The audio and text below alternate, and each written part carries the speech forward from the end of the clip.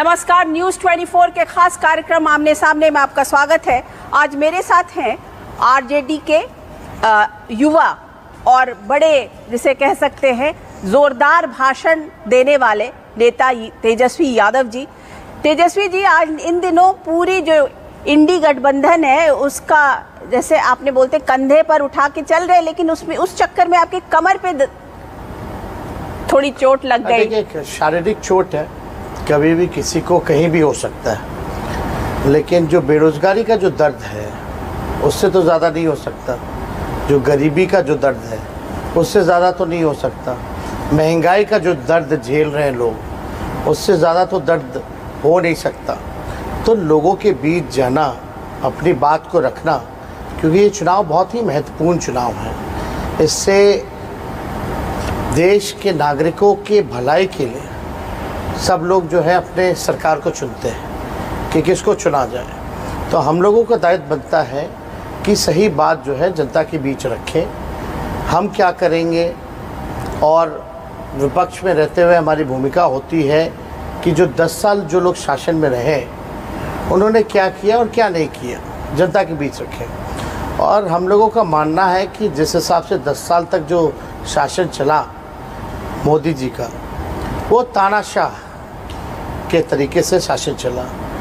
जितने भी constitutional institutions थे सब जगह जो है हाईजैक किया गया, और एक लेवल प्लेइंग फील्ड जो होना चाहिए ऑपोजिशन के लिए या पक्ष के लिए, वो नहीं रहा। और साफ तौर पे भाजपा के नेताओं ने ये बात कही है कि संविधान को वो ख़त्म कर देंगे अगर 400 पार सीटें मिलेंगी जी। तो आज ये बात साबित हो गया, जो हिडन एजेंडा जो भाजपा का था, जो मोदी जी का था, वो सबके सामने सार्वजनिक हो गया है। तो इस समय महत्वपूर्ण है कि कमर की चोट ठीक है, लेकिन जो देश पर जो खतरा मंडरा रहा है संविधान ख़त्म करने का, लोकतंत्र को ख़त्म करने का, तो हम जैसे नेता तो ठीक है, लेकिन एक नागरिक होने के नाते भी हमारा दायित्व बनता है कि इन लोगों को हम लोग जवाब दें। आज आपके इंडी गठबंधन के एक नेता अरविंद केजरीवाल जी को भी एंट्रिम बेल मिली है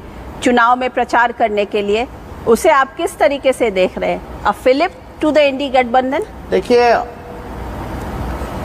इनजस्टिस तो सारे ऑपोजिशन लीडर्स के साथ हो ही रहा। सिर्फ लीडर्स के साथ ही नहीं, जो लोग भी बीजेपी के खिलाफ हैं, चाहे किसी क्षेत्र के हों, सब लोगों को बीजेपी के खिलाफ बोलने का, सच्चाई दिखाने का, सच बोलने पर कार्रवाई की जाती है। तो ये तो आप कह सकते हैं कि पॉलिटिकल मोटिवेटेड, एक पॉलिटिकल वेंडेटा के थ्रू ये केस है, और सबों पर, मोस्ट ऑफ दम। और आप बात की जाए जहाँ तक अरविंद केजरीवाल जी की रिहाई पर, तो सुप्रीम कोर्ट जो उच्चतम न्यायालय का जो फैसला है सबको स्वीकार करना चाहिए, स्वागतपूर्ण फैसला है।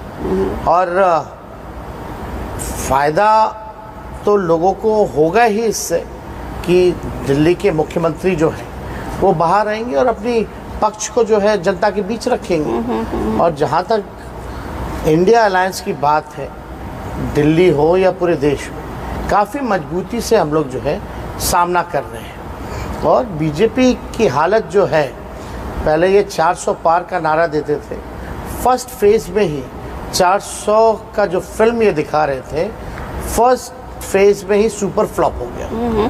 तो आपको क्या लग रहा है कि इन लोगों को कितनी सीट्स आएंगी और आप लोगों को कितनी सीट्स आएंगी? देखिए, सीट इतनी आएंगी हमारी कि हम सरकार बनाएंगे, उनकी इतनी सीट आएंगी कि वो सरकार से बाहर जाएंगे, ये तय है।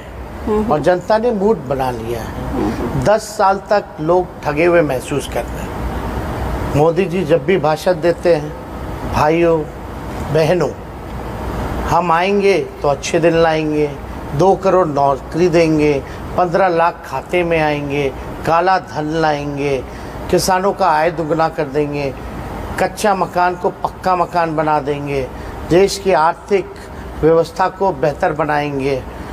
कहीं भी एक भी प्रॉमिसेस, या आप बिहार की है, कौन सा चीनी मिल चालू हो गया बता दीजिए, या बिहार में उन्होंने कहा था स्पेशल पैकेज देंगे, स्पेशल अटेंशन देंगे, स्पेशल स्टेटस भी देंगे। उनका भाषण हम लेकर के चलते हैं आजकल। As a deputy chief minister I am sure आप उनके पास गए होंगे कि आप बिहार का जो स्पेशल पैकेज था वो दे दीजिए, तो उन्होंने क्या बोला आपको?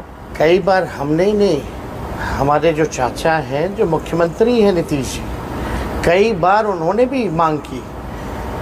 खास तौर पे हम लोगों का तो शुरू से ही रहा है कि बिहार को विशेष राज्य का दर्जा मिलना चाहिए। ये मांग तो उन्होंने भी की, हमने भी की, लेकिन अब तक नहीं मिला। और बात है कि उन्होंने घोषणा भी की, अपने मुंह से तो मना नहीं किया, लेकिन जब पार्लियामेंट में ये बात आती है तो उनके मंत्री मना कर देते हैं कि विशेष राज्य का दर्जा जो है नहीं मिलेगी। वो जो आपका आयोग है उसका जिक्र करते हैं कि हम बिहार को विशेष राज्य का दर्जा नहीं दे सकते। लेकिन एक बात बताइए, इसको तो आप मानेंगे ना कि चाहे वो इंडिया की जीडीपी हो उसको उन्होंने बढ़ाया, चाहे आज इंडिया की जो इकोनॉमी है वो आज 5 ट्रिलियन की इकोनॉमी हो गई है और टारगेट कर रहे हैं कि वर्ल्ड की नंबर 3 की इकोनॉमी हो जाएगी। मनमोहन सिंह जी जब 14 में हटे थे तो इकोनॉमी और जीडीपी क्या थी? अगर आप उससे कंपेयर करें, फूड इंडेक्स में इंडिया का है बहुत, पड़ोसी देशों से भी हम पीछे हैं जी, लेकिन वो हमारा पॉपुलेशन भी इतना ज्यादा है कि अगर वो तो हमेशा से सदैव। तो मेरा यही सवाल है कि आप फूड इंडेक्स की बात कर रहे हैं, तो अगर आप देख लें तो एक लाभार्थी योजना जो घर घर में अनाज पहुंचाने की योजना, फूड सिक्योरिटी बिल कब इंट्रोड्यूस हुआ था?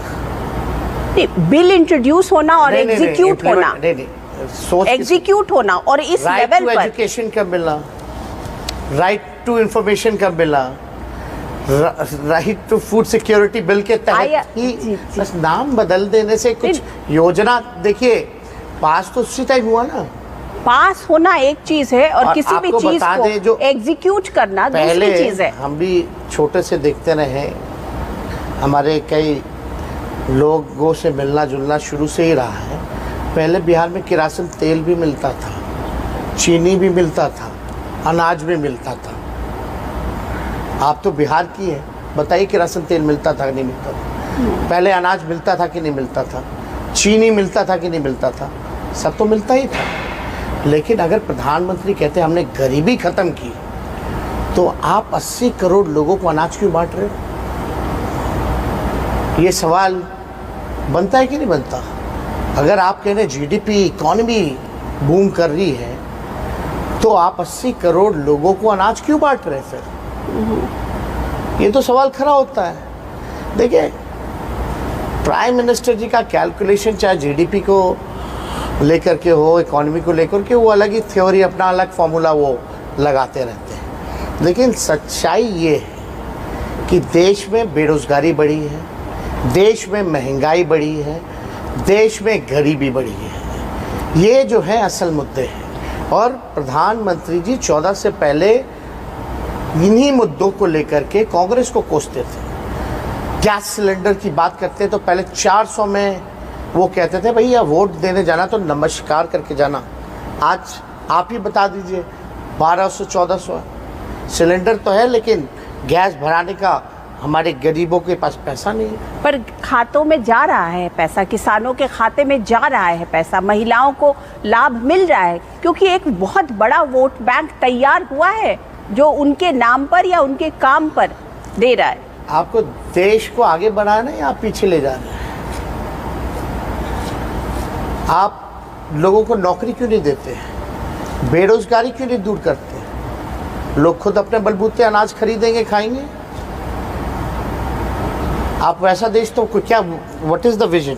हम तो जानना चाहते हैं, प्रधानमंत्री जी से बड़ी उम्मीदें थी 2024 में कम से कम विजन बताएंगे, क्या रोड मैप है, कैसे देश को आगे बढ़ाएंगे। नौकरी के सवाल पे कई सर्वे हुए हैं, उसमें देश का असल मुद्दा बेरोजगारी है। प्रधानमंत्री जी के पास एक भी आइडिया जो है वो नहीं है कि वो बता पाए कि देश में बेरोजगारी को कैसे दूर करेंगे। और ये देखिए, ये रिकॉर्डर जो है हम लेकर के चलते हैं, इसमें प्रधानमंत्री जी की बोली हुई सारी बातें आप चाहेंगे तो हम चला देंगे, लेकिन आपके जहन में भी वो बातें हैं और जो इस रिकॉर्डर में है देश के हर एक नागरिक प्रधानमंत्री का झूठ पता है कि उन्होंने क्या क्या झूठे वादे किए। लेकिन बात बताइए तेजस्वी जी कि जब आप लोगों के पास जा रहे हैं और आप लोगों को कन्विंस करने की कोशिश कर रहे हैं कि हम लोग जो बोल रहे हैं वो सही बात है, वो सच्ची बात है, तो क्या आपको लगता है कि लोग कन्विंस हो रहे हैं? अगर यही बात थी तो आपके चाचा क्यों आपको छोड़ के चले गए? उन्होंने बाहर कर दिया, वापस चले गए। छोड़ने से पहले जब हमारे साथ थे तो क्या क्या कहा था हमारे चाचा ने, वो सबको पता है। मर जाएंगे, मिट जाएंगे, लेकिन भाजपा में नहीं जाएंगे। अब वहाँ भी जाते तो बार बार यही बोलना पड़ता, अब हम कहीं नहीं जाएंगे। हालांकि 4-5 बार हो गया है, लेकिन बुज़ुर्ग हैं, उनकी इज्जत हम करते हैं, सम्मान करते हैं, करते रहेंगे। लेकिन हम तो यही कह सकते हैं कि भाई भाजपा वालों ने उनको हाईजैक कर रखा है। हाईजैक कैसे कर सकते? इतने साल के मुख्यमंत्री रहे, इतने साल के जैसे नेता रहे, इतने ग्राउंड से जुड़े हुए नेता रहे, कोई किसी को हाईजैक कर सकता है? इंडिया अलायंस बनाने में किसकी भूमिका थी? बिहार की। नीतीश जी और हम हर विपक्षी नेताओं के घर जा कर के उनसे मिल कर के ये अलायंस हम लोगों ने बनवाया। पहली मीटिंग कहाँ हुई थी? बिहार में। और जब मुख्यमंत्री जी जब गवर्नर हाउस गए, इस्तीफा दे करके बाहर निकले, एक भी रीज़न बताया जो सैटिस्फैक्टरी हो, जिससे आप संतुष्ट हो पाए या हम हो पाए? वो तो छोड़िए, देश के नागरिक या बिहार के नागरिक भी संतुष्ट नहीं है। क्यों किया? खैर, ये उनकी अपनी राजनीति है। नहीं, लेकिन मैं तो कारण तो वही बता पाएंगे, लेकिन हमारे नज़र में तो वो हाईजैक है। लेकिन एक बात बताइए, उनके यहाँ से ऐसी कुछ बातें निकली कि प्रधानमंत्री बनने की बात थी और लालू जी ने और आपने उनका नाम आगे नहीं किया, इसलिए वो थोड़े परेशान हो गए। उनको लगा कि चलिए, जब मेरा नाम ही नहीं आगे हो रहा है तो मैं क्यों यहाँ पे हूँ, मैं फिर वापस चला जाता हूँ बीजेपी के साथ। एक बात समझना पड़ेगा, कन्वेनर तो हम लोगों ने बना ही दिया था, उन्होंने अस्वीकार किया, इसको सार्वजनिक तौर पे उन्होंने भी बोला। और उन्होंने कई बार बोला कि भाई प्रधानमंत्री हमको नहीं बनना है, हमारा एक ही लक्ष्य है कि भाजपा को सत्ता से बेदखल करना है। कई बार बोला। तो ये रीज़न छोड़िए, अलग बात है। तो कौन सा एनडीए के लोग प्रधानमंत्री उनको बना रहे जो उधर चले गए? लेकिन एक्चुअली ये मैं देश भी समझना चाहता है कि नीतीश कुमार क्यों? ये कभी और चर्चा हो, जब किताब हम लिखेंगे तो उसमें हम ज़रूर जिक्र करेंगे। लेकिन अभी चुनाव देश का है और हमको लगता है कि देश के मुद्दों पर जो है चर्चा करनी चाहिए। अब कहीं भी वो चले गए हो, लेकिन हम लोग जो है मजबूत स्थिति में हैं। पर ये बताइए कि आप एज एन ऑपोजिशन लीडर, आपके लिए टारगेट क्या है, बीजेपी या जेडीयू? नहीं, देखिए, अभी एनडीए से हमारी लड़ाई, भाजपा ही असल मेन में है और उनकी आइडियोलॉजी के खिलाफ है हम। और जो उन लोगों ने 10 साल जो परफॉर्मेंस नहीं किया, जो वादे किए उसको इम्प्लीमेंट नहीं किया, उसके खिलाफ हम लोग हैं। अब आप बताइए, प्रधानमंत्री जी क्या बातें कर रहे हैं? हिंदू मुस्लिम, मंदिर मस्जिद, इस्लाम सनातन, मंगलसूत्र ले लेगा, भैंस ले लेगा, क्या बात कर रहे हैं प्रधानमंत्री? कुछ तो स्तर होना चाहिए इन बातों का। और देखिए, नफरत की राजनीति, भले ये लोग जीते हारे, रिजल्ट कुछ भी है, नफरत की राजनीति करना बड़ा आसान है। और प्रधानमंत्री जी बड़ा आसान रास्ता, एक राजनेता होकर के सबसे आसान रास्ता चुने। समाज को बांटो, नफरत फैलाओ, हिंदू मुसलमान कराओ, कम्युनल करो सोसाइटी को, और हम जो है सत्ता में आ गए। This is the very simplest, मेरी बात को खत्म हो जाए, सबसे सिंपल रास्ता है। नफरत की राजनीति हमें पसंद नहीं है, करना बहुत आसान है, कर सकते हैं, लेकिन नहीं। जो भी भाजपा को वोट दे रहे हैं, जो भी मोदी जी को वोट दे रहा है, एक आदमी बता दे नौकरी के नाम पे वोट दे रहा है, महंगाई के नाम पे दे रहा है, गरीबी के नाम पे दे रहा है। उनके जो भी वोटर हैं, वोट गुस्से में दे रहे हैं, हेटरेट में दे रहे हैं। वो हेटरेट किसके अगेंस्ट पैदा किया गया? मुसलमानों के अगेंस्ट पैदा किया गया। नफरत पर वोट दे रहे हैं। तो काम आप पर भी वोट तो नहीं दे रहे। यही राजनीति कर रहे हैं ना। आप भी जब मुसलमानों की बात कर रहे हैं, लालू जी ने बोला अभी थोड़े दिन पहले की बात कि मुसलमानों के लिए आरक्षण देना चाहिए। वैसे उन्होंने अब आपको उसको एक्सप्लेन किया, लेकिन बात तो यही कि बात तो निकल गई ना। हम लोगों ने तो सब, तेजस्वी ने नौकरी दिया तो सबको दिया, अगड़ों को भी दिया, पिछड़ों को भी दिया, दलितों को भी दिया, मुसलमानों को भी दिया, आदिवासियों को भी दिया, अति पिछड़ों को भी दिया। हम लोग सबको साथ लेकर के चलने वाले लोग हैं। और जहां तक आरक्षण की बात है, सबसे पहले आरक्षण कर्पूरी ठाकुर जी ने दिया, और समाज में जो पिछड़ापन को देखते हुए, चाहे कोई धर्म में पिछड़ी जातियां थी, उनको आरक्षण मिला है। और आपको बता दें, जब हम लोग जाति आधारित गणना करा रहे थे तो सुप्रीम कोर्ट में सॉलिसिटर जनरल तुषार मेहता, शायद तुषार मेहता, क्यों खड़ा किया गया था? एफिडेविट में क्या था, फिर बाद में एफिडेविट बदल दिया गया, अगेंस्ट थे वो। और हम लोगों की आरक्षण की जहाँ तक बात है, तो प्रधानमंत्री को तो ये भी क्रेडिट देना चाहिए कि 75% आरक्षण की सीमा तेजस्वी के सरकार ने, महागठबंधन की सरकार ने किया उन 17 महीनों में, आफ्टर कास्ट बेस्ड सर्वे। उसमें किसका बढ़ा? ईबीसी का बढ़ा, ओबीसी का बढ़ा, एससी का बढ़ा, एसटी का बढ़ा, और ईडब्ल्यूएस 10% एज इट इज रखा गया। प्रधानमंत्री अगर कह रहे हैं कि हम मुसलमानों को सब कुछ दे देंगे, तो हम लोगों की सरकार ने बिहार में 75% आरक्षण सबसे ज्यादा दिया, उसमें सभी धर्म के लोग हैं। तो आपको मानना चाहिए ना कि आर्थिक आधार पर ही होना चाहिए आरक्षण, क्योंकि आप लोग एक तरफ तो जात पात का सर्वे कराते हो और दूसरी तरफ आप आर्थिक बात कर रहे हो। कोई कितना भी अमीर हो जाए, कल को मान लीजिए लालू जी को बोलता है ग्वाला, कई लोग बोलते हैं ललुआ, एक जाति हिन्ना से बोलते हैं। मांझी जी जाते हैं मंदिर, तो मुख्यमंत्री हैं भाई, फिर भी मंदिर धुलवा दिया जाता है। क्यों? राष्ट्रपति गई थी तो उनको भी रोक दिया गया था कई बार। इससे पहले गोविंद जी भी थे, वो भी जगन्नाथ मंदिर जो है उनको घुसने नहीं दिया गया। तो ये समाज में आर्थिक मदद तो लोगों को करना ही चाहिए जो गरीब है, लेकिन जो शोषण जिनका हुआ सामाजिक तौर पे जिन जातियों का, और वो आज भी भेदभाव है। अभी भी आप खबरें देखती होंगी कि घोड़े पे नहीं चढ़ सकता। क्यों नहीं चढ़ सकता दलित भाई? बारात क्यों नहीं ले जा सकता घोड़े पर?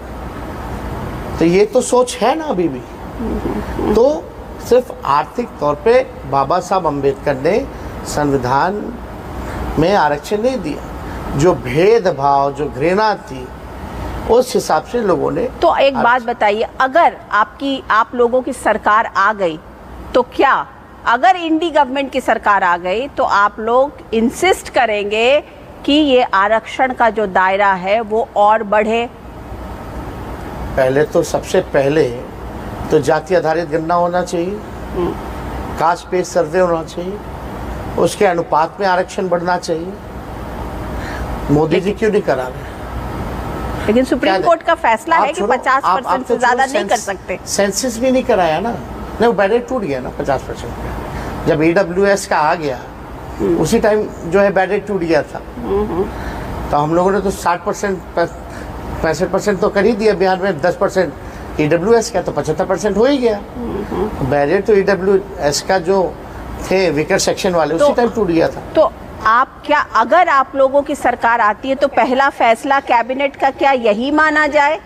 हम लोग देखिए पहला क्या होगा, दूसरा क्या होगा, ये जनता के हित में काम करेंगे। हम लोगों के एजेंडे में बहुत सारी चीज़ें हैं और उसको हम लोग इम्प्लीमेंट करेंगे। जाति जनगणना भी कराएंगे और उसके हिसाब से ज़रूरत पड़ी तो आरक्षण को भी बढ़ाया जाएगा, लेकिन 1 करोड़ लोगों को हम लोग सबसे पहले नौकरी दिलवाने का काम। मोदी तो यही कहते हैं कि मोदी वर्सेस हु, किसका चेहरा देख करके लोग वोट करें?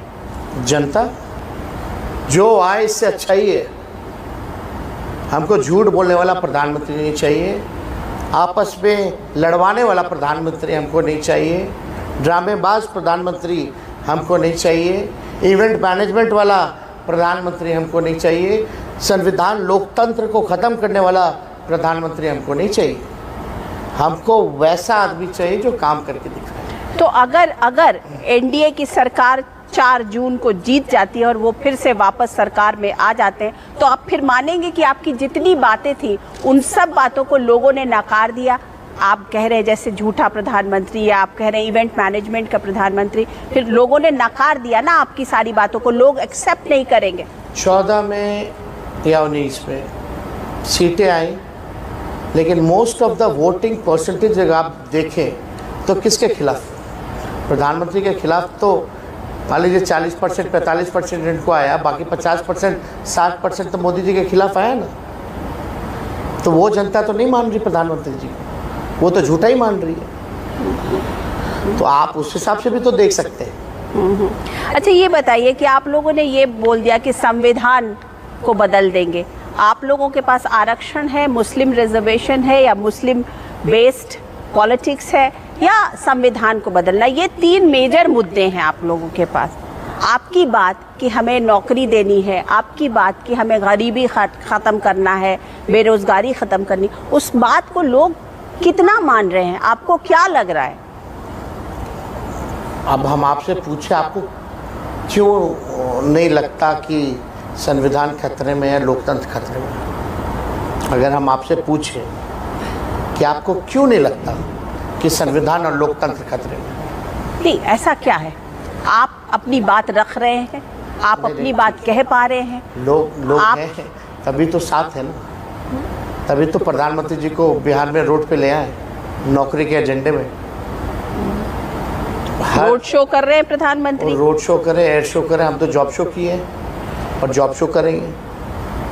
हमने नौकरियां दी हैं, आगे भी देंगे, लोगों के लिए काम करेंगे। लेकिन आप देखेंगे लोकतंत्र अगर हम बोलते हैं खतरे में है, तो इंदौर में क्या हुआ, खजुराहो में क्या हुआ, चंडीगढ़ में क्या हुआ, सूरत में क्या हुआ?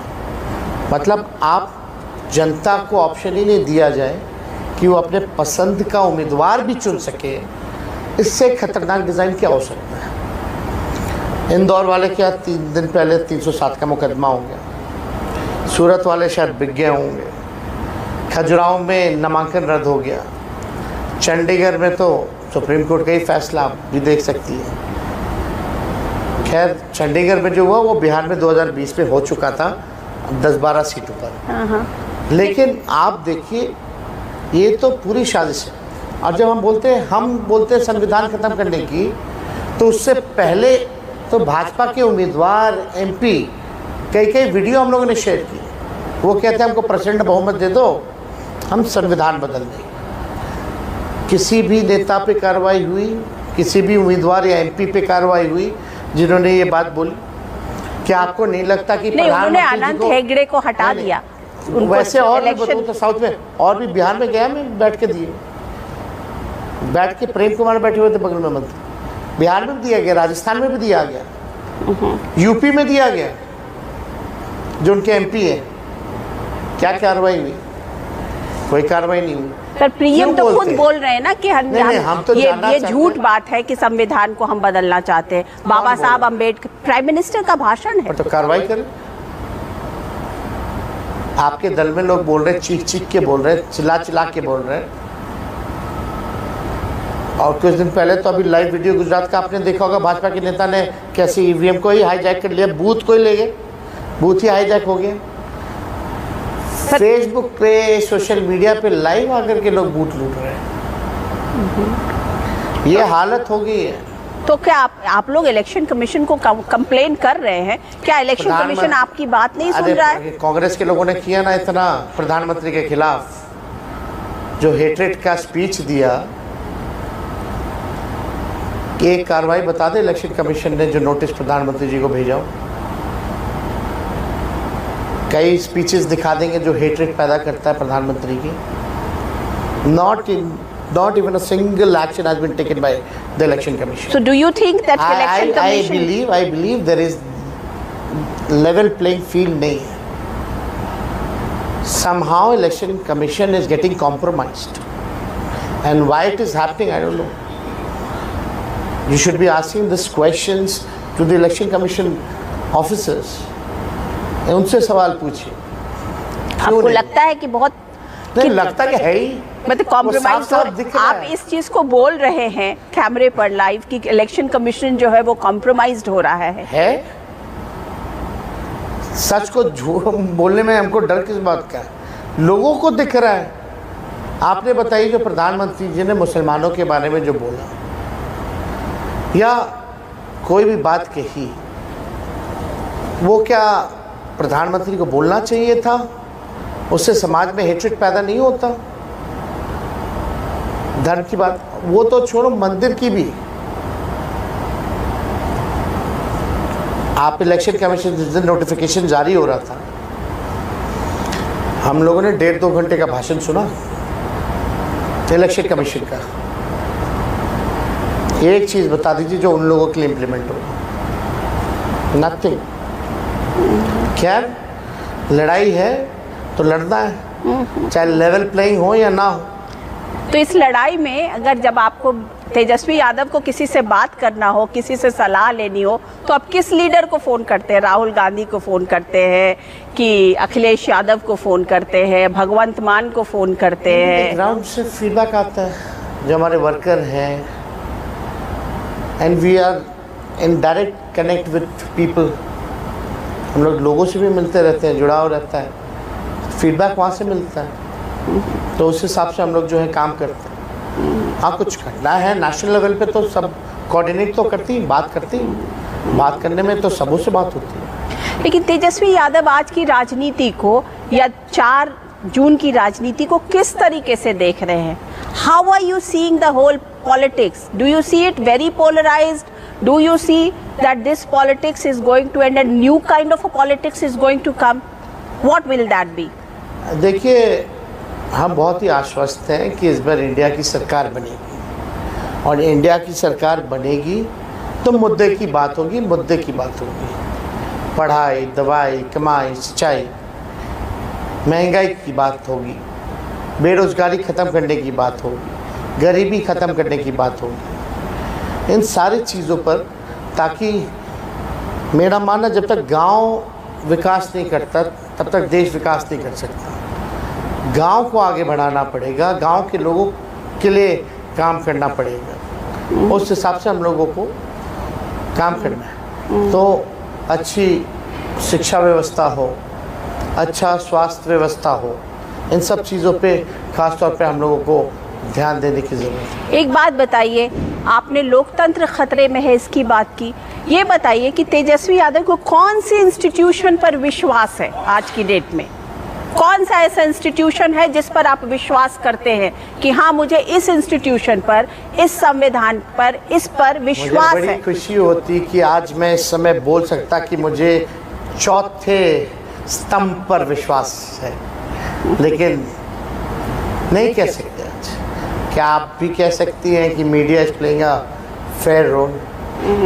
See, media हमें बड़ा media will play its role if opposition leaders play the role, ना? We are playing a role, लेकिन आप जैसे बुरा ना लें, हमारे गठबंधन का नाम है इंडिया अलायंस। मोदी जी ने बोला इंडी, तो आप भी बोलती हैं इंडी। आप तो मोदी जी की बात कर रही हैं, तो आप लोग बोलेंगे ना कि आप खुद भी तो अब इंडिया अलायंस कहाँ बोल रहे हैं? आप खुद एनडीए को एनडीए अलायंस क्यों नहीं बोलती हैं? आप इंडिया अलायंस को इंडी क्यों बोलती हैं? लेकिन आपके लोग बोल रहे हैं। बेसिकली प्रॉब्लम तो ये है तेजस्वी जी, देखिए, किसी चीज को कारपेट के नीचे डालने से तो होगा नहीं ना। नहीं, हम कह रहे हैं कि लोग जानते हैं, हर मीडिया का सबको हम ब्लेम नहीं करते, but there are certain media groups, certain journalist, they only play the agenda of what Narendra bhai Modi wants to put. तो सोशल मीडिया पर भी तो आप लोगों का इसी तरीके से, आप लोग भी सोशल मीडिया पर बहुत एक्टिव हैं। हम लोग जो कर रहे हैं, बट कई जगह सर्वे हुआ है, रिपोर्ट भी आए हैं मीडियाज़ के ऊपर कि कौन कितना फेयर प्ले कर पाया, उसमें भी बहुत नीचे गया है। नहीं, देखिए, मीडिया को ब्लेम कर देना, हम ब्लेम नहीं कर रहे, मीडिया को ब्लेम कर देना किसी भी लीडर के लिए, क्योंकि वो तो हम लोग हर तरफ से जिसकी नहीं चली वो मीडिया को ब्लेम कर देता है। But the fact of the matter is कि अगर वो बोलते हैं, अगर एनडीए के लीडर्स, बीजेपी के लीडर्स ये बोलते हैं कि ये जो अलायंस है ये किसी तरीके का बटोरा हुआ कुनबा है, हाँ तो उसको क्या बोलेंगे? आप बोलिए, आप बताइए तो सही, आप ठोक के बोलिए। सवाल पूछिए, लेकिन आप बार बार बोल रहे हैं आपका इंडिया अलायंस है, इंडिया अलायंस है। आप बोलिए आपका इंडिया अलायंस है, पीएम इंडिया अलायंस बोलते हैं, आपको इस पे क्या बोलना है? तो सवाल बता। खैर नहीं, देखिए हम लोग तो बोल लेंगे इंडिया अलायंस और इंडिया अलायंस और इंडिया अलायंस, लेकिन क्या आपके लोग, आपके वर्कर, आपका सोशल मीडिया टीम क्या बोलता है? एकदम बोलता है, एकदम बोलता है। देखिए इंडिया अलायंस, आपने कुछ दिन पहले मेरा गाना भी सुनी होंगी, सुन भाई सुन देश की धुन, on 4 June India government is coming. तो अभी तक क्या नॉन इंडिया गवर्नमेंट रहा है? India government means India, India means India, India is India, India तो इंडिया, हर गवर्नमेंट इंडिया का गवर्नमेंट होता है। We are India alliance. No, but हर government is India government, Indian government. Alliance में रखता है इंडिया है, तो India government is coming, India government is coming. Okay, तो आप अपनी उस गवर्नमेंट में किस तरीके की भागीदारी देख रहे हैं, मुझे ये बता दीजिए। किस तरीके की, ये deputy prime minister, home minister, finance minister, what is that you are saying? चुनाव लड़ ही नहीं रहे, हम तो लीडर ऑपोजिशन है, और केंद्र में इनको बाहर करने के बाद रात से भी बाहर करेंगे। हम तो जनता के बीच रहेंगे। आप लोग बहुत साल यहाँ से बाहर रहे हैं, मतलब सत्ता से बाहर रहे हैं। हाँ, बीच में 2 बार 18 महीने और 17 महीने, 3.5 साल के लिए आप लोग पावर में थे।